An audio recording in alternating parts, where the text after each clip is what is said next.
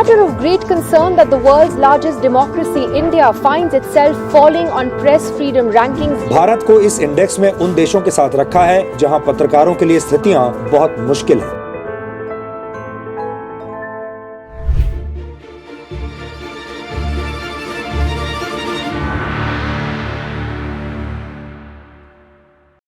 Media किसी भी समाज का आईना होता है। भारत जैसे डेमोक्रेटिक देश में फ्रीडम ऑफ प्रेस एक बेसिक नीड है, लेकिन क्या मीडिया आज सच में इंडिपेंडेंट है? तो चलिए वर्ल्ड प्रेस फ्रीडम डे के मौके पर हम आपको 7 पॉइंट्स में बताते हैं कि इस दिन के मायने, हिस्ट्री और इंडिया की रैंकिंग के साथ साथ और बहुत कुछ। क्या है इस दिन का इतिहास? प्रेस की आज़ादी के लिए पहली बार साल 1991 में अफ्रीका के पत्रकारों ने मूवमेंट शुरू किया था। इन पत्रकारों ने 3 मई को principle of freedom of the press को लेकर बयान जारी किया था, जिसे डिक्लेरेशन ऑफ विंडहॉक के नाम से भी जाना जाता है। इसके ठीक 2 साल बाद यानी साल 1993 में general assembly of the United nation ने पहली बार वर्ल्ड प्रेस फ्रीडम डे मनाने का फैसला किया था। उस दिन से लेकर आज तक हर साल 3 मई को वर्ल्ड प्रेस फ्रीडम डे मनाया जाता है। दुनिया भर के कई देश मीडिया और पत्रकारों पर एट्रोसिटीज करते हैं, जैसे FIR, UAPA, jail etcetera. Press और जर्नलिस्ट अगर सरकार की मर्जी से नहीं चलते हैं तब उनको प्रताड़ित किया जाता है। मीडिया संगठनों पर कई तरह का दबाव बनाया जाता है, उन्हें आर्थिक रूप से कमज़ोर करने की कोशिश की जाती है, जैसे उन पर जुर्माना लगाना, इनकम टैक्स का छापा, विज्ञापन बंद करना आदि आदि। संपादकों और पत्रकारों को जान से मारने की धमकी भी दी जाती है और मारपीट तो आम बात हो गई है। यह चीज़ें फ्रीडम ऑफ एक्सप्रेशन के रास्ते में बिग ऑब्स्टिकल है। इन सभी चीज़ों को ध्यान में रखते हुए दुनिया भर में प्रेस की आज़ादी का दिन मनाया जाता है।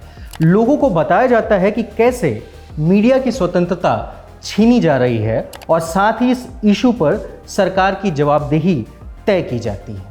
कैसे की जाती है अलग अलग देशों की प्रेस फ्रीडम रैंकिंग?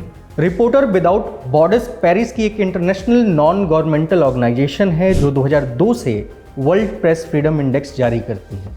रिपोर्ट में मीडिया के प्रति सरकार की नीतियों की रैंकिंग नहीं होती है, बल्कि मीडिया की स्वतंत्रता, मीडिया के लिए environment and self censorship, legal framework, transparency के साथ साथ न्यूज़ एंड इंफॉर्मेशन के बेस्ड इंफ्रास्ट्रक्चर की क्वालिटी के आकलन के आधार पर इस इंडेक्स को तैयार किया जाता है।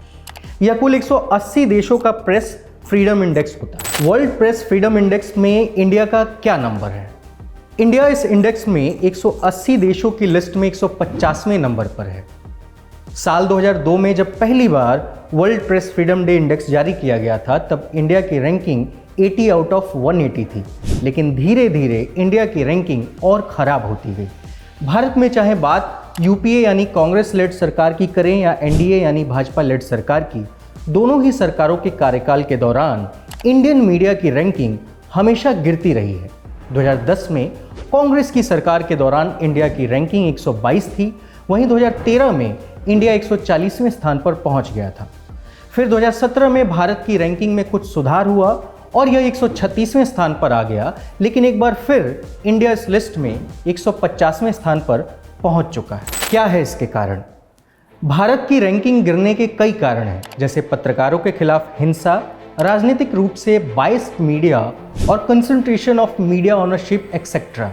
आंकड़ों की बात करें तो साल 2022 के पहले तिमाही में ही 9 पत्रकारों को जेल भेज दिया गया, जबकि एक पत्रकार की हत्या की गई। सरकार से सवाल पूछने वाले पत्रकारों को जब अंडरवियर में थाने में खड़ा कर दिया जाए, तब आप अंदाज़ा लगा सकते हैं कि भारत में प्रेस की कितनी स्वतंत्रता बची है। ये तो सिर्फ मेल जर्नलिस्ट का हाल है, महिलाओं के लिए तो भारत में पत्रकारिता करना बेहद चैलेंजिंग हो गया है। Committee against assault on journalist की एक रिपोर्ट बताती है कि साल 2017 से लेकर 2021 तक अकेले यूपी में ही 48 पत्रकारों पर शारीरिक हमले हुए, 66 के खिलाफ केस दर्ज हुआ यानी गिरफ्तारी हुई और कुल 12 पत्रकारों की हत्या हो गई। इस दौरान 78% मामले साल 2020 और 2021 में कोविड-19 के दौरान दर्ज किए गए। क्या है भारत सरकार का पक्ष? भारत सरकार वर्ल्ड प्रेस फ्रीडम इंडेक्स की रैंकिंग से खुश नहीं दिखाई देती है और इसे सीधे नकार देती है। Union minister of information and broadcasting Rajya Sabha में रिटन आंसर देते हैं और कहते हैं कि वर्ल्ड प्रेस फ्रीडम इंडेक्स एक विदेशी गैर सरकारी संगठन द्वारा प्रकाशित किया जाता है जिसे रिपोर्टर्स विदाउट बॉर्डर्स कहा जाता है, और सरकार इसके विचारों और देश की रैंकिंग को नहीं मानती है और इस संगठन के निष्कर्षों से सहमत नहीं है। Top 5 country in press freedom index. साल 2002 में जब पहली बार world press freedom index publish हुई थी तब फिनलैंड, आइसलैंड, नॉर्वे, नीदरलैंड और कनाडा टॉप 5 कंट्रीज में थे। वहीं बात 2022 की करें तो टॉप 5 कंट्रीज में नॉर्वे, डेनमार्क, स्वीडन, एस्टोनिया और फिनलैंड इस इंडेक्स में सबसे ऊपर स्कोर करते हैं। दुनिया में जब भी बात डेमोक्रेसी और फ्रीडम ऑफ एक्सप्रेशन की आती है तो नॉर्वे कई सालों से सबसे ऊंचे पायदान पर रहा है, जिससे कि अन्य देशों को भी सीख लेनी चाहिए।